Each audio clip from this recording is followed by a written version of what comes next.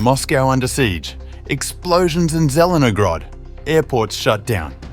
Ukraine just hit Russia with its largest drone assault in weeks. But that's just the beginning. Russia's building to launch 2,000 drones per day. Ukraine says it can make 8 million a year. Zelensky begs for talks. Putin scoffs, "You're not even president." Both sides want a way out, but both are gearing up for the next phase of drone warfare.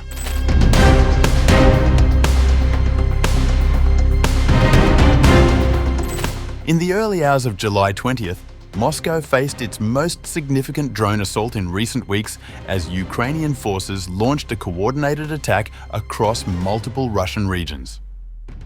Moscow Mayor Sergei Sobyanin reported that air defenses intercepted at least 15 drones targeting the Russian capital by 2:30 a.m. local time, stating there was no significant damage or casualties on the ground, while emergency services responded at debris crash sites. The scale of the overnight operation was substantial. Russia's defense ministry claimed that 97 drones were intercepted between 11:30 p.m. Saturday and 7 a.m. Sunday across 9 regions, including 38 over Bryansk, 19 over Moscow region, 11 over Kaluga, 8 over Tula, and 5 over Oryol regions. The attacks caused significant disruption to civilian infrastructure, with all 4 Moscow airports, Domodedovo, Vnukovo, Sheremetyevo, and Zhukovsky, suspending operations as a precautionary measure before resuming flights after 4 a.m. In the suburban district of Zelenograd, approximately 37 kilometers northwest of central Moscow, residents reported hearing explosions that shattered windows in at least one residential high-rise building. Security camera footage shared on Russian social media channels showed drone debris striking the upper floors of residential buildings, while 2 vehicles caught fire in a courtyard below. This marks the 4th consecutive night that Moscow has come under drone attack, signaling an escalation in Ukraine's strikes against the Russian capital. The partisan group RATTLES claimed responsibility for additional sabotage operations, reporting they destroyed a relay cabinet on a railway near Medvedki in Russia's Tula Oblast.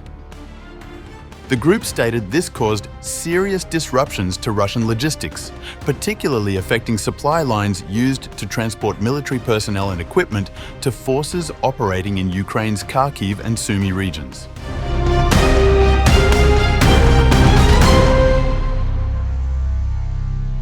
Ukrainian President Volodymyr Zelensky has renewed his calls for direct negotiations with Russian President Vladimir Putin, proposing a 3rd round of talks in Istanbul next week.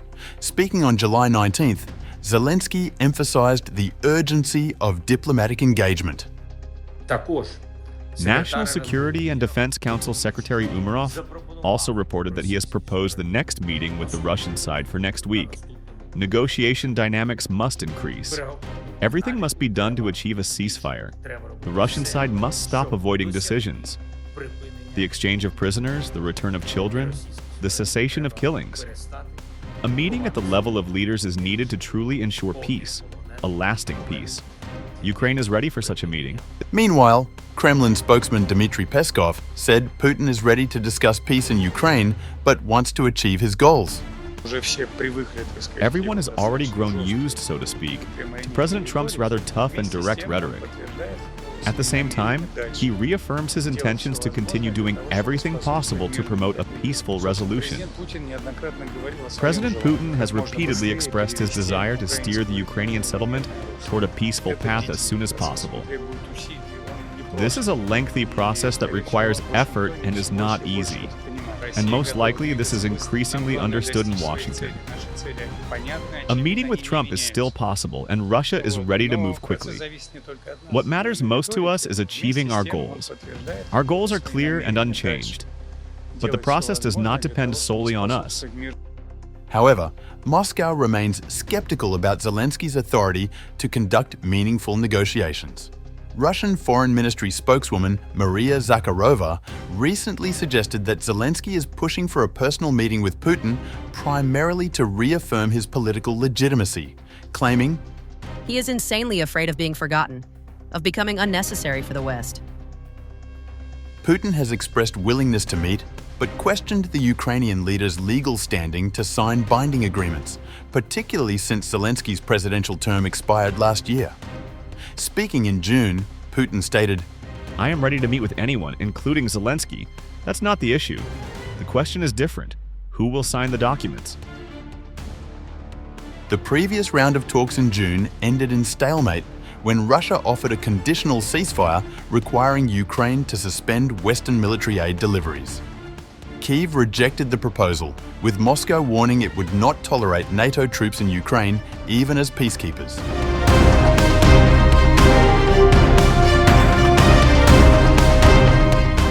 German Major General Christian Freuding revealed intelligence about Russia's expanding drone capabilities, stating that Moscow aims to launch 2,000 drones towards Ukraine simultaneously.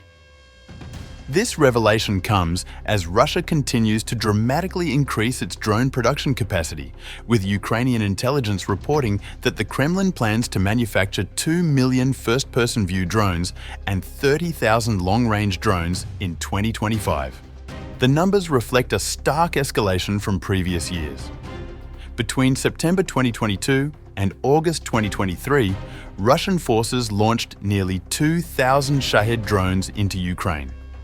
In June 2025 alone, Moscow launched a record 5,337 Shahed-type drones, with a single-day record of 728 drones on July 9th. Meanwhile, Western support for Ukraine continues to expand. French President Emmanuel Macron held an hour-long conversation with Zelensky, resulting in significant commitments. Following their discussion, Zelensky announced enhanced cooperation. I would like to separately note our agreement on training pilots for the Mirages. France is ready to accept additional pilots for training on additional aircraft. We will prepare joint decisions with France and partners at the level of defense ministers and foreign ministers regarding new steps to protect the lives of our people from Russian attacks. Zelensky also outlined Ukraine's agreements with the United States under President Trump's administration. We are also working in the American direction. We have agreements with President Trump that we must implement as quickly as possible. Ukraine is committed to maximum productivity. This concerns our agreements on air defense and a new arms agreement with America. We are ready both to purchase the necessary weapons and to export Ukrainian high-tech weapons to the United States, primarily drones, which have proven themselves to be very effective life-saving tools in this war. Our officials have also significantly intensified work on interceptor drones. I expect additional contracts to be signed next week. Ukraine has significantly ramped up its own drone production capabilities, with Defense Minister Rustem Umerov stating that Kyiv currently has the capacity to produce 4 million drones annually. Zelensky indicated that Ukraine could potentially manufacture up to 8 million drones per year, but lacks the international financial backing to reach that capacity. As the conflict enters another phase of intensified drone warfare, both sides continue to seek technological and tactical advantages, while diplomatic efforts remain stalled over fundamental disagreements about the terms for ending the war.